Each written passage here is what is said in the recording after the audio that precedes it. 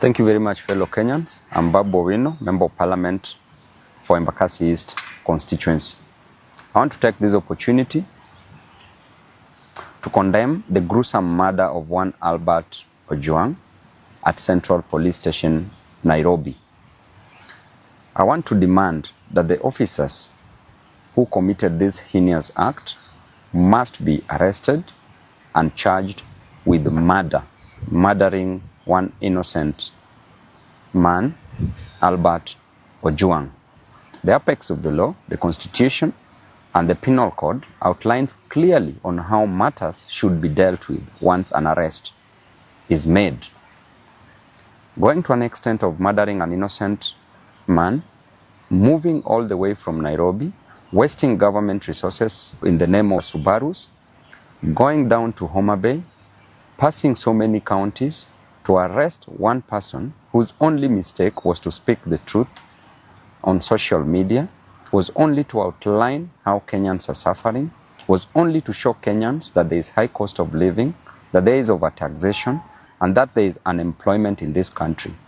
By pointing out unruly officers in the government by the name Eliud Langat, who is a Deputy Inspector General of Police, you take an opportunity to go all the way to Homa Bay, arrest an individual, arrest Albert, move all the way back to Nairobi, noting that there are so many police stations within Homa Bay County. You bypassed all those police stations, came back to Nairobi, took an innocent young man from the dad with an intention to kill, premeditated the death of one Albert Ojwang.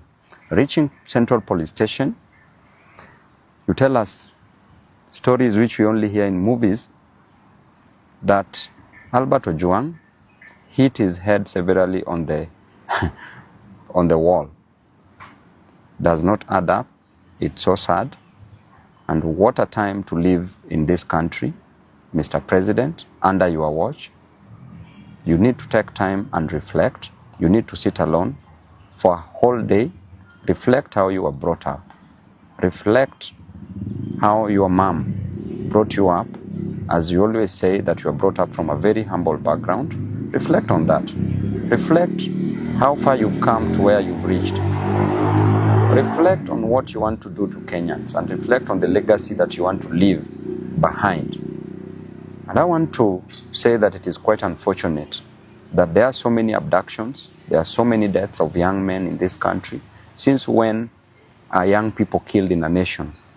Since when are the Gen Zs killed in different nations? Since when? It is only in Kenya that these things are happening. And it is happening because these young men are demanding for justice, social justice, are demanding for their rights. And the extent that we are going as a nation is so wrong because under your watch as the president, so many deaths are occurring.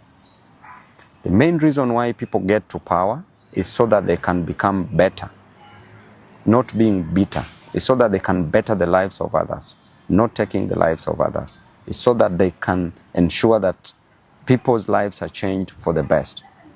But what are we seeing in return? We are seeing bitterness, we are seeing cruelty, and too much cruelty breeds so much hatred, which is now occurring in this country.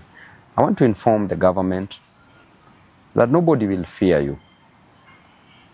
You cannot spread fear to a person who has nothing to lose, a person with no jobs, a person who experiences overtaxation, a person who experiences high cost of living, high cost of education, high cost of health. You cannot make such a person be fearful. And therefore you need to change your strategy because they have nothing to lose but just the chains that are tying them tightly. And I can assure you that within no time, there will be serious actions in this nation because people are hurting, people are going through a lot, people are depressed. And this death of Albert Ojwang should not just be a statistic.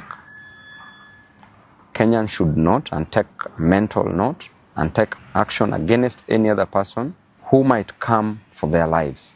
I want to tell you that Albert's dad went through a lot.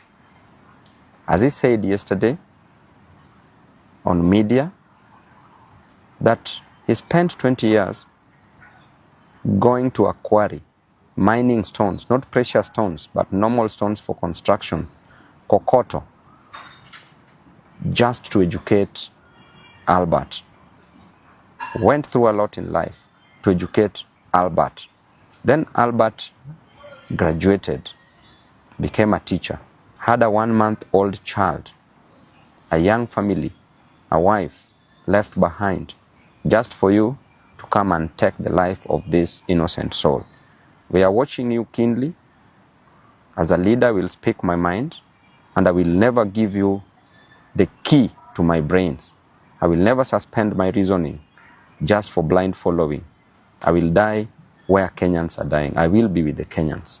And to the Inspector General of Police, please move with action. By now, it would be an honor if you would have resigned. But because of greed for power, I know you won't. So what you can do is to take action against these culprits who have taken the life of an innocent young man. Thank you and God bless you.